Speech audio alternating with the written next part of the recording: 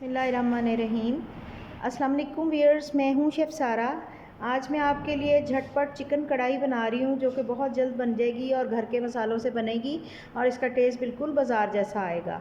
तो इसके लिए मैंने 1 kg चिकन ले लिया है, जिसमें मैंने 3 बड़े साइज़ के टमाटर पेस्ट करके डाल दिए। आप चाहे तो वैसे भी डाल सकते हैं, लेकिन मुझे टमाटर के वो चंक्स बीच में मुंह में आते अच्छे नहीं लगते, तो इसलिए मैंने इनको पीस लिया हुआ। और इसमें मैंने आधा कप दही भी डाल दी हुई है।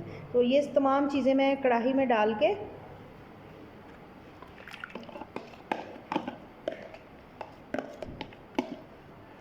इसमें मसाले शामिल करूँगी। इसमें लहसुन अदरक का पेस्ट है तकरीबन 2 टेबलस्पून भर के।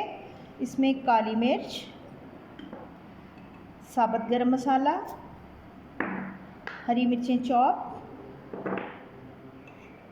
हल्दी,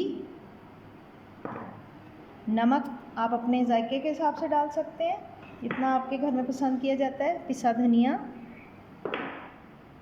ड्राई मेथी मैं बाद में शामिल करूँगी, पिसा गरम मसाला और सुरख मिर्च। तो ये इन चीज़ों को मिक्स करके मैं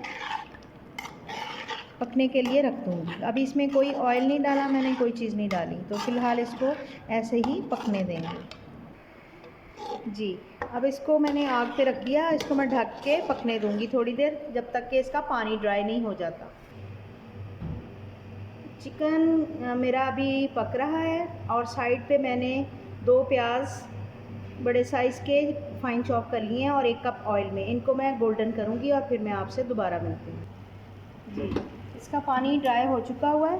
अब इसमें मैंने जो प्याज गोल्डन किए हैं अब वो मैं इसमें डालूँगी। बहुत ज़्यादा डार्क नहीं करने, लेकिन गोल्डन करके आपने डालने हैं इसमें।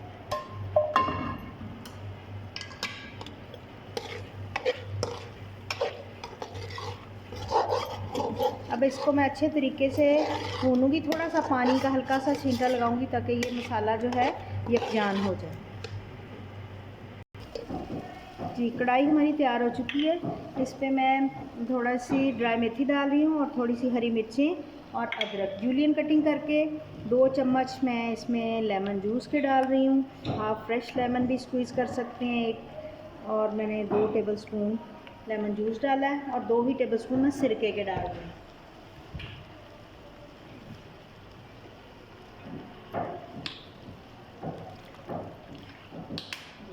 अब इसको मैं अच्छे से मिक्स कर दूंगी।